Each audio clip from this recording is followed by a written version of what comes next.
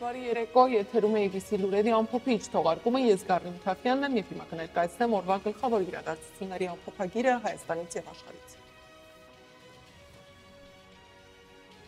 Ով է կազմակերպում աղոթքի նախաճաշ խորագրով միջոցառումը, ինչ է հայտնում Մայրաթոռը։ Արցախից հետո անկլավներ, Փաշինյանի նոր խոստումը։ 44-օրյայի գաղտնի թղթածրարում կան խայտառակ արձանագրումներ, հանգույցը խճճվում է, իսկ ամենակարևոր պատասխանը մնում է ստվերում։ Հայաստան, Եվրոպա, Ռուսաստան, Ուկրաինա, հարաբերությունների նոր սցենարները, ինչ է ասում Երևանի համբույր զեկույցը։ Հայաստանի պետական պարտքն ավելացել է 80%-ով, ինչի համար է կառավարությունը պարտք վերցնում, պարզաբանել է ֆինանսների նախարարը։ Եվ գազազատ շները Վաղարշապատի բնակիչների ամենամեծ վախը, ով կլուծի հարցը։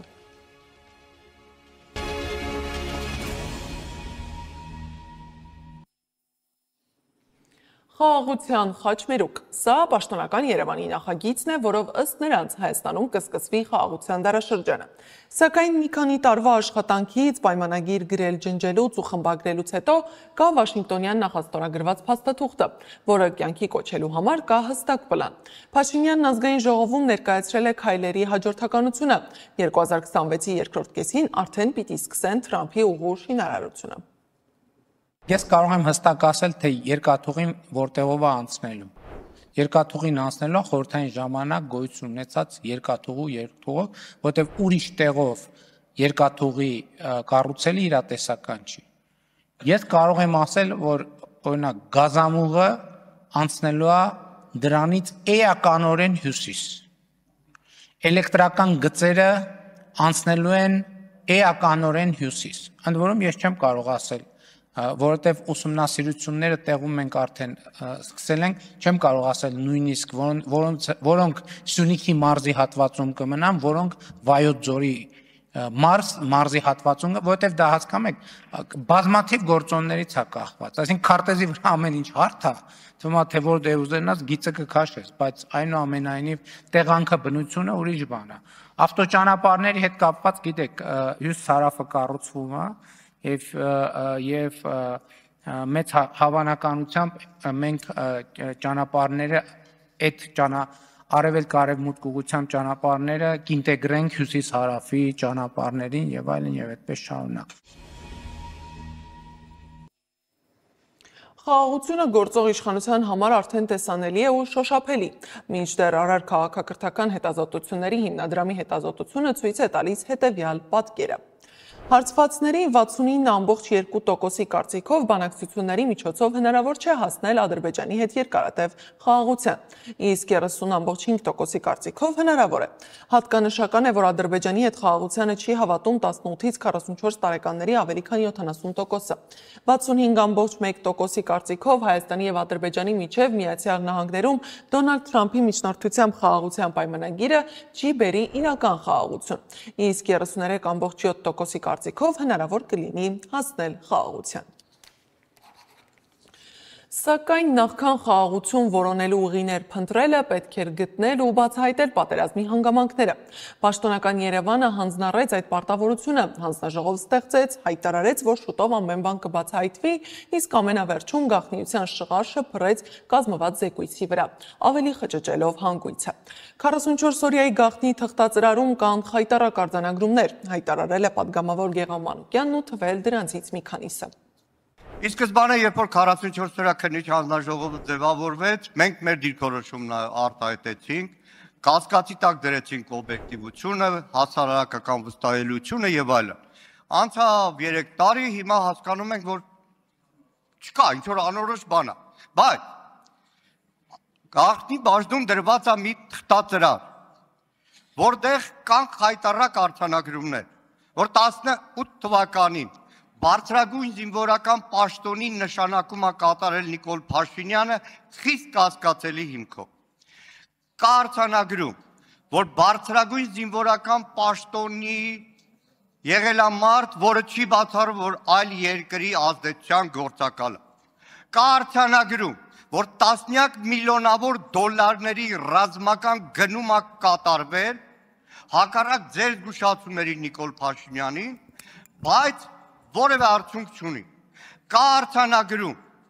որ տասնյակ միլիոնավոր դոլարների հոբ համակարգա գնվել, որը անարդյունավետ է եղել, միակ դեպքն է, որ գլխավոր դատախազություն այդ ժամանակ գրություն եք ուղարկել, չկա հետևան։ Ուզում հասկանամ, անկախ են բանից, այդ քննիչ հանձնաժողովի զեկույցը մտել է ուժի մեջ, չի մտել, բայց այդ ամեն ինչը գրած է, ու դրած է ազգային ժողովում, լուծումը որն է, իրավապահները ոնց կարան այդ ուղղությամբ աշխատել։ Պարոն Մանուկյան, լուծումների մասին գոնե ես եւ դուք ունեցել ենք զրույցներ։ Լուծումը դա օրենքով նախատեսված ընթացակարգերն են։ Հիմա ժամկետի հետ կապված խնդիրը ինքներդ էլ իմ համար էլ շատ վիճահարույց է, որովհետեւ եթե ունենք նպատակ զեկույց ունենալու, մենք զեկույց ունենք։ Եվ այդ գաղափարից ելնելով քննիչ հանձնաժողովի որպես նախագահ զեկույց ուղարկել եմ ազգային ժողովի նախագահին, որից հետո ենթադրում եմ, որ այդ զեկույցը պետք է դրվի լիագումար նիստերի քննարկման։ Ես խնդրում եմ այս մասը ուշադիր եղեք, էլի։ Ես կարծում եմ, որ զեկույցի գոյությունը դուք հիմա նշում եք բաներ, որ ինձ ես պատասխան չեմ տալու, որովհետև անձամբ ես եմ գաղտնիության բանը դրել, հույժ գաղտնի, ես չեմ դրել խիստ գաղտնի, որովհետև այնտեղ ով որ կարդացել է, եւ ես կարծում եմ, որ լավ կլիներ, որ բոլորը կարդային, որովհետև այդ աշխատանքը հիմա գտնում առաջի բաժնում, բայց պարոն Մանուկյան, որպեսզի ձեր նշած կառույցներին դուք նամակը գրեք եւ ստանաք պատասխան, մենք հիմա կազմակերպել ենք ազգային ժողովի աշխատակազմի հետ, պարոն Առաքելյանի հետ, պայմանավորել ենք, որ այն ամբողջ 16000 էջից բաղկացած նյութերը պետքա տեղափոխվի առաջի բաժին, որից հետո պետքա որոշում կայացվի այդ նյութերին հասանելիություն տալ պետական այն կառույցներին, որտեղ իրենք այդ ուսումնասիրելու եւ որոշումներ կայացնելու հնարավորություն կունենան։ Իսկ մինչ Փաշինյանը կհասներ ազգային ժողովի դահլիճ, մոտ 1 ժամ միջանցքում պատասխանել է լրագրողների հարցերին։ Գերիների վերադարձից, բանակցային փաստաթղթերի գաղտնազերծում, Ռուսաստանի եւ Եվրամիության հետ հարաբերություններից իր անձնական հավատը։ Բոլոր հարցերի պատասխանները ուներ Փաշինյանը։ Հարց ճեպազրույցին հետևել է Սվետլանա Պետրոսյանը։ Հայաստանի եւ Արցախի կառավարությունների համար ընդունելի համարված որևէ լուծում կարող է ընդունելի դիտվել միայն Հայաստանում եւ Արցախում ժողովրդական հավանության դեպքում։ Արցախը Հայաստան է եւ վերջ։ Նիկոլ Փաշինյանը, որ 2018-ին Արցախի հրապարակից վստահեցնում էր, որ Արցախի հարցի լուծողը ժողովուրդն է, 4 տարի անց Պրահայում առանց որևէ հանրային քննարկման հայտարարեց Արցախը Ադրբեջանի կազմում ճանաչման մասին։ 5 տարի անց նույն խոստումը հնչում է անկլավների մասին։ Փաշինյանը վստահեցնում է, Հայաստանի տարածքի փոխանակում չանել առանց Հայաստանի քաղաքացիների դիրքորոշումը հաշվի առնելու։ Քննարկում է, որ նույն Արցախի դեպքում ավելի լավ է այլ սցենարների գնալ եւ այլն, որևէ մեկը չի կարող այդ սցենարի գնալ առանց Հայաստանի Հանրապետության ժողովրդի կամքի արտահայտման։ Ես ուզում եմ, եթե խոսքը գնա դրա մասին, եթե խոսք գնա տարածքի փոխանակման մասին, դա հստակ է, որ առանց Հայաստանի Հանրապետության քաղաքացիների դիրքորոշման դա հնարավոր չէ անել։ Ընդ որում իրավաբանների գնահատականն է այս պահի դրությամբ, ես նույնիսկ եթե խոսքը ուղիղ հանրաքվեի մասին չլինի, առանց Հայաստանի Հանրապետության քաղաքացիների համաձայնության դա չի կարող պարզապես տեղի ունենալ։ Փաշինյանը նաև բացատրել է, թե ինչու է հայտարարել, որ մինչև տարեվերջ կհրապարակվեն Արցախի հարցով բանակցային փաստաթղթերը։ Ես նախկինում ասել եմ, որ այդ փաթեթի տերը մենակ մենք չենք։ Ենթադրվում է, որ տարվա վերջ միջև դե յուրե ԵԱՀԿ Մինսկի խումբը կլուծարվի եւ այդտեղ այդ բարոյական եւ քաղաքական արգելքը կվերանա, այսինքն այդ սուբյեկտը չի լինի եւ մենք ազատ կլինենք այդ թղթերը հրապարակել։ Հեղափոխությունից 7 տարի անց Փաշինյանը մի դրվագ է պատմել այդ օրերի իրադարձություններից։ Իբրև բացահայտում ներկայացրել է իր եւ այն ժամանակվա վարչապետ Կարեն Կարապետյանի հետ զրույցը ազգային անվտանգության ծառայության մեկուսարանում։ Փաշինյանի պնդմամբ հենց Կարապետյանի միջոցով է Սերժ Սարգսյանը փոխանցել իր հրաժարականի լուրը։ Կարեն Կարապետյանը ըստ էության ակնարկել է, ուղիղ չի ասել, բայց ակնարկել է ենթատեքստերով։ Եթե ինքը հերքի ես դա կհասկանամ, որովհետև ուղիղ չի եղել խոսակցությունը եղել է ենթատեքստերով, որ իրանք ինձ ազատեն, մեզ ազատեն եւ հեղափոխությունը, այսպես ասած, հեղափոխությունը դուրս գա օրակարգից եւ մենք ինչ որ ձևով Կարեն Կարապետյանը պատրաստակամություն է հայտնել, որ ինքը որպես բոլորի կողմից ընդունելի տեխնացու ստանձնի իշխանություն։ Ես ասել եմ, դա ընդունելի չի ինձ համար։ Անդրադառնալով ադրբեջանական գերության մեջ գտնվող հայերի խնդրին, Նիկոլ Փաշինյանը վստահեցրել է, որ կառավարությունը ամեն օր աշխատում է այդ ուղղությամբ։ Նրա խոսքով գերիների հարցի լուծումը հնարավոր կլինի միայն այն դեպքում, երբ Հայաստանի եւ Ադրբեջանի հարաբերություններում ձևավորվի բարենպաստ միջավայր։ Եվ ես կարծում եմ, որ եթե եւ խաղաղությունը մնացած բոլոր հարցերն էլ կլուծի։ Շատ հարցեր կլուծի։ Այսինքն այն անկալումը, թե մենք պետքա բոլոր հարցերը լուծենք, հետո նոր լինի խաղաղության համաձայնագիրը։ Մինչ Փաշինյանը երկրի առաջ կանգնած խնդիրների լուծումը շարունակում է կապել խաղաղության գաղափարի հետ, նա զուգահեռաբար արդարացնում է Ադրբեջանի նախագահի օրերս հնչեցրած պնդումը, թե իբր Սևանը ցարական Ռուսաստանի քարտեզների վրա այլ անուն է ունեցել։ Ադրբեջանի նախագահը ասել է, որ ցարական ժամանակների քարտեզի մեջ Սևան չի եղել ուրիշ անուն։ Amma ես էլ ասում եմ այդ նույն քարտեզի մեջ Հայաստան կա, Ադրբեջան չկա, դա ինչ անշում։ Այսինքն խոսքը վերաբերվում է, իմիջայլոց ես նախորդ բրիֆինգի ժամանակ խնդրեցի լրագրողը ինձ պետքա տեղեկություն փոխանցել, ես էլ իրան այդ քարտեզը փոխանցեի։ Այսինքն հասկանում եք, պետքա մենք ճիշտ ինչ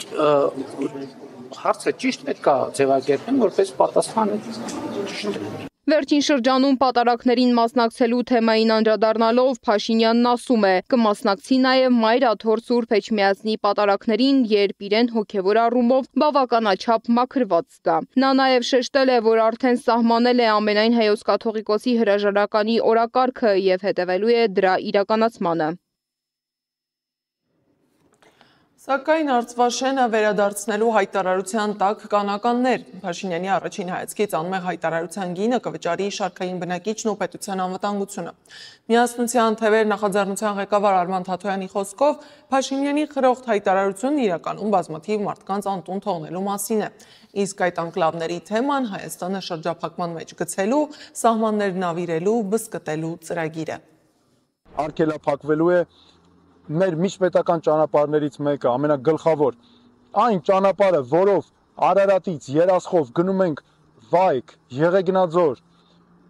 Ջերմուկ, Գորիս, Կապան, մեր մյուս բնակավայրերը, նորից էլի տանելու են սարերի մեջով, անտառների մեջով, երկրի խորքով ճանապարհներ անցկացնեն ու քայքայեն մեր անվտանգությունը։ Տավուշում ինչ է տեղի ունենալու։ Հիմա ես դες կոնկրետ ապացույցով ցույց տամ։ Տեսեք, սա Իջևանից Այգեհովիտ, Վազաշեն եւ դեպի Բերդ տանող ճանապարհն է։ Խոսքը եթե վերաբերում է օրինակ այս Սոֆուլուի նաեւ իբր Բարխուդարլուի մասին, այստեղ մենք երկու հարևանությամբ ունենք Ազատամուտ եւ Կայան բնակավայրերը։ Ազատամուտի մոտ են հայտնվելու 20-30 մետր հեռավորության վրա ընդամենը ադրբեջանական վերահսկողությունը։ Փաշինյանի հայտարարությունը պատարակներին մասնակցելու իր պատրաստակամության մասին ուղիղ կապվում է առաջիկա աղոթքի նախաճաշ կոչված միջոցառման հետ, որը կայանալու է Երևանում նոյեմբերի 14-ին եւ 15-ին։ Հետաքրքիր է, որ աղոթքի նախաճաշ կոչվող միջոցառմանը Մայրաթորը պաշտոնապես չի մասնակցում, իսկ մասնակցությունը միայն գրանցված անձանց համար է նախատեսված։ Իսկ ովքեր են միջոցառման իրական կազմակերպիչները, ինչ օրակարգով ու ինչ նպատակով են այն կազմակերպել, Անի Աբաղյանն է ուսումնասիրել։ Նոյեմբերի 14-ին եւ 15-ին Երևանում աղոթքի նախաճաշ անունը կրող միջոցառում է լինելու։ Կայք է բացվել, որտեղ մասնակցել ցանկացողները գրանցվում են ու ստանում էլեկտրոնային հաղորդագրություն օրակարգի գտնվելու վայրի մասին։ Ով է կազմակերպիչը, ինչ է քննարկվելու այդ հանդիպմանը, որտեղ է լինելու եւ ովքեր են հյուրերը։ Քաղաքագետ Ռոբերտ Մարգարյանը գրանցվել ու ստացել է օրակարգը։ Պանելային քննարկումներ են էթիկայի, բիզնեսի, Թրամփի ուղու, արհեստական բանականության, կնոջ, խաղաղության եւ այլ թեմաներով։ Աղոթքի նախաճաշ անունը գրող միջոցառման կազմակերպիչը Մայր Աթոռը չէ, հայտնել է Տեր Եսայի քահանա Արթենյանը։ Այն կազմակերպում է Իմ քայլը հիմնադրամի կրթվելը նորաձև է ծրագրի ղեկավար Ստեփան Սարգսյանը։ Միջոցառումն ունի մասնավոր հրավիրյալներ, որոնց մասնակցությունը ի տարբերություն գրանցվածների անվճար է։ Դա ունի շատ որոշակի հստակ քաղաքական նպատակ եւ ընդհանրապես նպատակը, այսպես ասած, լայն լսարան հավաքագրել բերելը չի եղել, այլ ընտրյալ մարդկանց բերել, ստացնել որոշակի նպատակով բերել Երևան, գումար ծախսել, նրանց բերել Երևան, հիմա հիմնականում որոշ նպատակ իրականացնելու համար։ Կազմակերպիչ կոմիտեի կազմում ներառված է նաև Փրկենք հալածվող քրիստոնյաների նախաձեռնության անդամ Դենիս Դեդե Լաուգեսենը։ Նա նահանգներում ակտիվ խոսում էր Արցախի մշակութային ժառանգության պահպանման, բռնի տեղահանվածների խախտված իրավունքների մասին։ Ըստ Ռոբերտ Մարգարյանի, կազմակերպությանը ներառելով այդ միջոցառման մեջ ցանկություն ունեն բացասական ազդել Դեդե Լաուգեսենի հայամետ գործունեությանը։ Հայդատի ամերիկյան հանձնախմբի նախագահ Արամ Համբարյանն էլ կարծում է, աղոթքի նախաճաշ անունը կրող միջոցառումը Փաշինյանն է հրավիրում։ Երևանի Մարիոթ հյուրանոցից, որտեղ անցկացվելու է Փաշինյանի աղոթքի նախաճաշը, մինչև Հայաստանի ազգային անվտանգության ծառայություն, այն վայրը, որտեղ Փաշինյանը անարդարացիորեն փակել է հայ առաքելական եկեղեցու արքեպիսկոպոսներին, եպիսկոպոսներին, քահանա ծառայողներին եւ սարկավակներին 4 րոպե է մեքենայով, 18 րոպե քայլելով։ Միջազգային կրոնական առաջնորդները, հատկապես քրիստոնյաները, սուրբ գրքով կոչված են հոգեվոր այցեր կատարել այս բանտարկված հոգեվորականներին։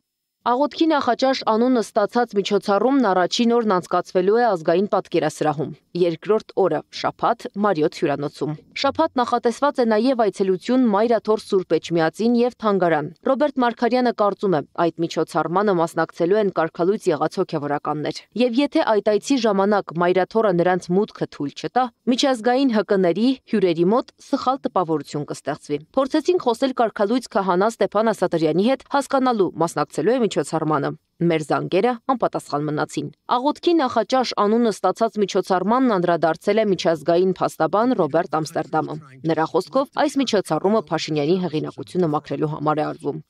Մարդ, որը հայտարարել է, որ պատրաստվում է հեռացնել եկեղեցու առաջնորդին, եւ հիմա այդ մարդուն Երևանում ողջունում են ամերիկացի քրիստոնյաները, այն մարդուն, որը հոգեվորականներին անվանում է պոռնիկներ, մարդուն, որն այնպիսի բառապաշար է օգտագործում, ես իմ այս տարիքում երբևէ չեմ լսել, որ երկրի ղեկավարը եկեղեցու առաջնորդների մասին խոսելիս նման բառապաշար օգտագործի, եւ այնուամենայնիվ այդ աղոթքի նախաճաշը նախատեսվում է անցկացնել։ Ես այն անվանում եմ հեղինակության մաքրման նախաճաշ։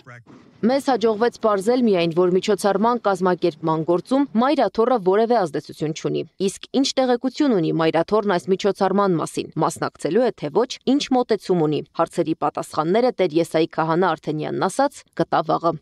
Անի Աբաղյան, Գեղամ Ղազարյան, ABC Media։ Իսկ այս ամենին զուգահեռ քննչական կոմիտեն կանչում հոգևորականների Մայր Աթոռից ու Արագածոտնի թեմից։ Ավելի քան 8 հոգևորականի կանչել են քրեական վարույթի շրջանակում, որը սկսվել է 2023 թվականին արված ձայնագրության հիբան վրա։ Ձայնագրությունն ըստ կոմիտեի վերագրվում է Գարեգին II-ի նախկին գավազանակիր աղա Նաբեղա Երենջակյանին, որն իբր զրուցում է Մայր Աթոռի արտաքին հարաբերությունների եւ արարողակարգի բաժնի տնօրեն Նաթան arczepiskopos Հովհաննիսյանի հետ, իբր դժգոհելով, թե կաթողիկոսը ստիպում է մասնակցել հակաիշխանական ցույցերի։ Վերադառնանք ազգային ժողով, պետական պարտքն ուղղվում է մեր պետության տնտեսական պոտենցիալի բարձրացմանը, ազգային ժողովում հայտարարել է ֆինանսների նախարար Վահե Հովհաննիսյանը։ Որպեսզի միտքը վերացական չթվա, նախարարը որոշել է խոսել օրինակներով։ Ըստ Հովհաննիսյանի, եթե մարդը պարտք է վերցնում նոր բիզնես հիմնելու, եղած բիզնեսն ընդլայնելու, նոր պահանջված մասնագիտություն սովորելու կամ նույնիսկ հոգնածությունը հաղթահարելու նպատակով հանգստի մեկնելու համար, ապա կարելի է ենթադրել, որ մոտ ապագայում նրա եկամուտները կլիմատային հնարավորությունների աճի հավանականությունն ավելի մեծ է, քան եթե պարտքով փող է վերցնում մեկ այլ պարտք մարելու կամ օրինակ նոր տարի նշելու համար։ Իսկ ինչպիսին է պատկերը Հայաստանի 80%-ով ավելացած պարտքի պայմանում, լսենք գերատեսչության ղեկավարին։ Վերջին 7 տարիներին մենք անգամ ենք ավելացրել եկամուտները, այդ թվում պարտ ներգրավելու շնորհիվ, որ եթե որոշենք 26 թվականին վերադառնալ 18 թվականների ծախսի մակարդակին, այդ ամբողջ պարտքը կկարողանայինք մարել ընդամենը 1.5 տարում։ Այդ խնայած գումարով կկարողանայինք 1.5 տարում պարտքը մարել։ Իսկ ինչու այդպես չենք անում, որովհետև այս ընթացքում մեր կարիքները եւ ամբիցիաները էապես փոխվել են։ Մինչ ֆինանսների նախարարը խոսում էր պետական պարտքի աճի եւ Հայաստանի տնտեսական հնարավորությունների մասին, Ռուսաստանի արտաքին հետախուզության ծառայությունն անդրադարձել է Հայաստանի արտաքին քաղաքական մարտահրավերներին։ Հրապարակել է զեկույց Երևանի համբույրը վերնագրով, որտեղ մանրամասն ներկայացվում է Հայաստանի եւ Եվրոպայի, Ռուսաստանի ու Ուկրաինայի հետ հարաբերությունների նոր սցենարները։ Զեկույցը ընդգծում է, թեև Հայաստանի քայլերը հացահատիկային դիվերսիֆիկացիայի եւ միջազգային գործակցության ուղղությամբ տրամաբանական են, սակայն դրանք բարդացնում են հարաբերությունները Մոսկվայի եւ Եվրամիության հետ։ Երկար տարիներ Հայաստանը Ռուսաստանից էր գնում հացահատիկ։ Այժմ հայերը, ինչպես ասում են, քաղաքական նկատառումներից ելնելով ցանկանում են խզել կապը Մոսկվայի հետ եւ օգնություն ցուցաբերել Ուկրաինային, անհրաժեշտ ծավալի հացահատիկի մի մասը ձեռք բերելով անկախներից։ Սակայն ահա անհաջողությունը։ Ուկրաինական հացահատիկն ավելի քան կիսով չափ թանկ է։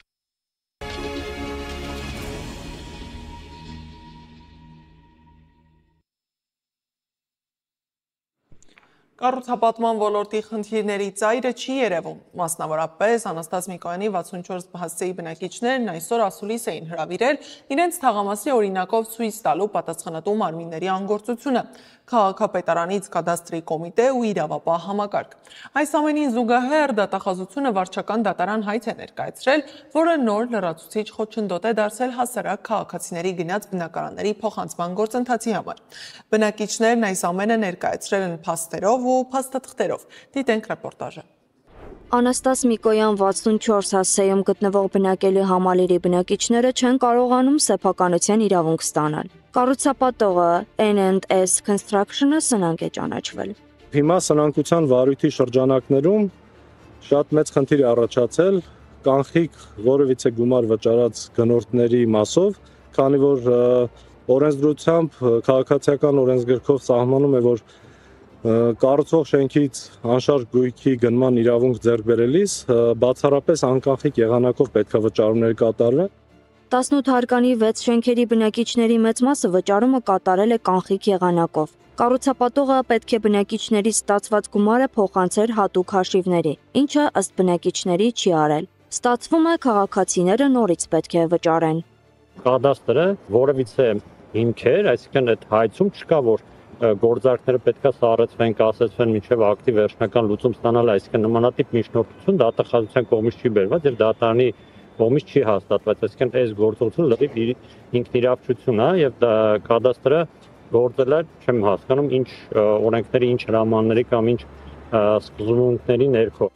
Բնակիչները դիմում են ներկայացրել կառավարություն։ Պատասխանը մեղմ ասած գոհացուցիչ չէ։ Մենք ստացել ենք պատասխան, որ մեր դիմումը վերահասցեագրվել է էկոնոմիկայի, ֆինանսների, արդարադատության եւ քաղաքաշինության նախարարություններ եւ կենտրոնական բանկ։ Մեր մոտ տրամաբանական հարց է առաջանում, թե ինչ կապ ունեն այս նախարարությունները այս հարցի հետ ու մենք հասկանում ենք, որ մեր նամակը նույնիսկ նորմալ չի ուսումնասիրվել։ Ըստ բնակիչների, փոխվարչապետ Տիգրան Խաչատրյանի գրասենյակում գրեթե 8 ամիս առաջ ձևավորված աշխատանքային խումբը ոչինչ չի արել։ Մեր կարծիքով տեղի է ունեցել հանցավոր պայմանավորվածություն, որովհետև տեսեք, անընդհատ պետությունը մատնացույց է անում, բա գիտեք, օրենքով այսպես է, չգիտեմ, օրենքով այսպես է, դուք չպետք է կանխիկ վճարեք եւ այլն, բայց մենք պետությունը նույն ուշադրություն չի դարձնում, որ ոչ բոլոր քաղաքացիներն են պարտավոր տիրապետել ամբողջ օրենսդրությանը, այդ իրավագիտակցությունը ունենալ եւ քաղաքացիները, երբ որ գնացել են նոտարի մոտ գործարքը վավերացնելու, նոտարին ընդունել են որպես պետության ներկայացուցիչ։ N&S Construction-ի հետ կապ հաստատել չկարողացանք։ Բնակիչներն ասում են, ինչ սնանկ են ճանաչվել, բոլոր հարթակներից հեռացրել են իրենց կոնտակտները։ Կառուցապատողը ոչ միայն բնակիչների սեփականության իրավունքն է խախտել, այլև կանաչապատ բակ ու այգի ունենալու։ Տարածքում ամեն թեթև քամուց փոշու ամպ է բարձրանում։ Կանաչապատ գոտի պետք է լինի, ու հիմա այստեղ եթե կանաչապատ գոտի լիներ, այստեղ բնականաբար այսքան փոշի չէր արտադրվի ամենօրյա ռեժիմով։ Բնակիչները զգուշացնում են, եթե իրենց դիմում բողոքներին արձագանք չտրվի եւ հստակ քայլեր չձեռնարկվեն, կդիմեն ծայրահեղ քայլերի, նույնիսկ եվրոպական դատարան։ Տեղափոխվենք վաղ շաբաթ, որտեղ նախընտրական քարոզարշավի ֆոնին քաղաքն է իր խնդիրների ամբողջ գունապնակով։ Բնակիչները մատնանշում են տարիներ շարունակ լուծում չստացած վաղաշաբաթի խնդիրները, գլխավորներից մեկը թափառող եւ պետության կողմից անտեսված շներն են, որոնք անկախ իրենց կամքից դարձել են քաղաքի ահն ու սարսափը։ Սեդա Մակարյանն է լսել քաղաքացիներին։ Հարցակվում են պատառոտում մարդկանց հագուստը, վախեցնում վնասում։ Ազատ շրջող շները դարձել են վաղաշաբաթի ամենամեծ վախը։ Հաճախ նրանց թիրախը երեխաներն ու տարեցներն են դառնում։ Մի քանի ժամ առաջ մեր համախոհն ասում էր հազիվ փախաշանից, եկել էր այստեղ հարցով։ Այո, լինում են, շատ են լինում, բազմիցս լսում ենք եւ մեր ընտրարշավների ժամանակ նույնիսկ ժողովրդի հետ խոսելու ժամանակ մենք մոնիտորինգել ենք իրականացրել եւ գույքագրել ենք այդ խնդիրը։ Համայնքի քաղաքապետի Ժառանգություն կուսակցության տեխնացու Արկադի Փայտյանի փոքրիկ աղջկա վրա եւս շները հարձակվել էին։ Պատառոտել երեխայի հագուստը, ինչպես հայրն է պնդում, մի կերպ են շան բերանից հանել աղջկան։ Ասում է լավ է, որ մարմնական լուրջ վնասվածք չի ստացել։ Մեզ հարակից այս փողոցում թափառողները հարձակվել են եւ ճիշտ է մարմնական վնասվածք չի ստացել, բայց պատառոտել են հագուստը, հազիվ ենք փրկել այսպես։ Այդ խնդիրը ունենք եւ մեր ծրագրով պատրաստում ենք լուծել այդ խնդիրը։ Շները, ինչպես նշում են բնակիչները, ագրեսիվ են դառնում հատկապես երեկոյան ժամերին։ Քաղաքում զբոսնելը, եկեղեցի գնալը կամ պարզապես գործով A կետից B կետ անցնելը վտանգավոր է դարձել։ Հարձակվել են իմ աղջկա վրա են գործիքով, կանոնով դասի գնալիս, վախեցրել են, էլի երեխեք կան, էլի մարդիկ կան։ Հիմա չգիտեմ, ես դրա լուծումը որը կլինի։ Միգուցե քաղաքապետարանը մի բան մտածի։ Դժգոհում ենք մենք շներից, շատ վտանգավոր են, հատկապես երեկոյան ժամերին։ Իհարկե։ Ամեն դեպքում եթե չեն էլ հարձակվում, մարդիկ շատ ավելի զգուշ են, լարվում են, էլի։ Անգամ դուք էլ որ քայլեք, կզգաք, որ շատ են։ Իրոք շատ են։ Բայց ինչ պետք է անես, երբ որ ասենք մենակ Բայց ագրեսիվ են նաև։ Կան ագրեսիվներն էլ ինչ չէ։ Նամանավանդ ու ժամի 12-1 կողմերը մարդիկ կլեն որ ասենք դուս են գալի ման գալու կամ ասենք ինչ որ մի տեղ է տալու, պատահել է որ ասենք հարձակվել են ասենք վրեկները։ Մեր գյուղը սաղ թափառող շունա, սաղ ջերմոցները ճղում է, սաղ բույսերը վնասում է, երեխեքին ուտում է։ Փողոցային չխնամվող շների խնդիրը նոր չէ այս քաղաքում, պարզապես լուծում այս տարիներին որևէ համայնքապետ չի տվել։ Այս տարի գրեթե բոլոր տեխնացուներն էլ խնդիրը ներառել են իրենց նախընտրական ծրագրում։ Նախկինում գոյություն ուներ ոստիկանությանը կից շների վարժեցման կենտրոն, որտեղ տանում էին եւ շներին վարժիմը, այդ մասը ազատ է մնացել։ Պիտի փորձենք այդ գերատեսչություններին համապատասխան դիմելով կարողանանք փոխադարձ համաձայնություն գտնել մեր ժողովրդի շահը սպասարկելու համար, այսինքն այդ շներին տեղակայել այնտեղ եւ ստեղծել այդ պայմանները։ Ժառանգություն կուսակցության տեխնացուն էլ իր տարբերակն ունի հարցը կարգավորելու համար։ Ասում է, ուսումնասիրել է տարբերակներն ու ամենաարդյունավետ գործիքակազմն է ընտրել։ Կպատրաստենք կինոլոգներ, որպեսզի կարողանան զբաղվել եւ հետագայում այդ շներին գերակրման կետեր, չիպավորման կետեր, որպեսզի տեսնենք թե որտեղ են թափառում այդ շները, եթե թափառում են եւ ինչու ոչ նաեւ ворթեգրման քաղաքականությունն է լինելու, որպեսզի շների ворթեգրում ցանկացողները բնականաբար կօգտվեն այդ առիթից։ Երկու տեխնացուներն էլ միանշանակ հայտարարում են կենթանիներին ոչնչացնելու տարբերակն անընդունելի է։ Պարզապես պետք է նրանց խնամել, չիպավորել, վարժեցնել ու հանձնել խնամակալության։ Իսկ մինչ խոստումներն իրականություն կդառնան, բնակիչներն ասում են հաճախ վախենում են անգամ պաշտպանվել, գիտեն, որ կենթանուն վնասելու դեպքում կարող են պատասխանատվության ենթարկվել։ Դպրոցի շատ մոտիկ ենք, ինքան կան զիբիլի վրա,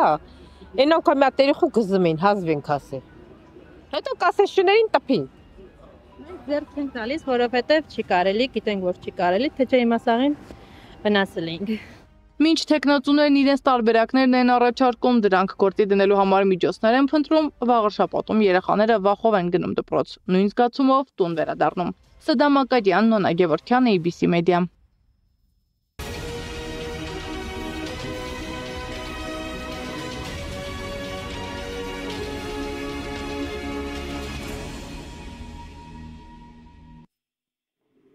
Մոսկվայում կայացած հանդիպմանը Ռուսաստանի նախագահ Վլադիմիր Պուտինի եւ Ղազախստանի նախագահ Կասիմ-Ժոմարտ Տոկաևը ստորագրել են հռչակագիր, որով երկու երկրների հարաբերությունները կանցնեն համապարփակ ռազմավարական գործընկերության եւ դաշնակցության մակարդակի։ Պուտինը տեղեկացրել է, որ առաջիկայում ազգային արժույթների մասնաբաժինը երկկողմ առևտրում կգերազանցի 90%-ը, իսկ ռուսական ընկերությունները շարունակում են մնալ Ղազախստանի առաջատար ներդրողները, ավելի քան 17000 բիզնես ենթակառուցված։ Փաստաթղթում նշվել է, որ շարունակվելու է Ռոսատոմի հետ գործակցությունը, այդ թվում Ղազախստանում ատոմակայան կառուցելու նախագծի շրջանակում։ Առանձին անդրադարձ է եղել նաև կենդանական աշխարհին։ Ռուսաստանի ամուրի թագավորական վագրերի ձագերից կտեղափոխվեն նաև Ղազախստան։ Դավադրություն բրիտանական ձևով։ Մեծ Բրիտանիայի լեյբորիստական կուսակցությունն ուզում է վարչապետ Քիր Սթարմերին հեռացնել պաշտոնից։ Կուսակցության падգամավորները քննարկում են առողջապահության նախարար Ուես Սթրիթինգին եւ ներքին գործերի նախարար Շաբանա Մահմուդին որպես Սթարմերին փոխարինելու հավանական թեկնածուներ։ BBC-ի աղբյուրները պնդում են, որ Սթարմերին հեռացնելու փորձ կարող է տեղի ունենալ մոտ ապագայում։ Վարչապետի հակառակորդները կարող են ավելի ակտիվանալ նոյեմբերի 26-ից հետո, երբ ֆինանսների նախարարը համայնքների պալատում կներկայացնի իր բյուջետային ուղերձը եւ կհայտարարի հարկերի բարձրացման մասին բյուջեի դեֆիցիտի դեմ պայքարելու համար։ Պարբերականը գրում է, որ նման քայլը կանկայունացնի միջազգային շուկաները եւ կվտանգի Սթարմերի եւ ԱՄՆ նախագահ Դոնալդ Թրամփի միջև հաստատված լավ հարաբերությունները։ Նոյեմբերի 8-ին Daily Mail-ը հաղորդել է, որ Սթարմերը հրաժարական կտա մինչև 2026 թվականի ամառ վստահության կորստի պատճառով։ Այսքանն էին այս ժամի գլխավոր լուրերը, շարունակեք հետևել մեզ YouTube-ում, Facebook-ում, Telegram-ում, WhatsApp-ում, Instagram-ում ու TikTok-ում կամ այցելեք մեր պաշտոնական կայք www.abcmedia.am։ Ես Գառնու Թաֆյանն եմ, շնորհակալություն ուշադրության համար, մենք կրկին եթերում կլինենք վաղը, առավոտյան ժամը 9-ին, կհանդիպենք, բարի գիշեր։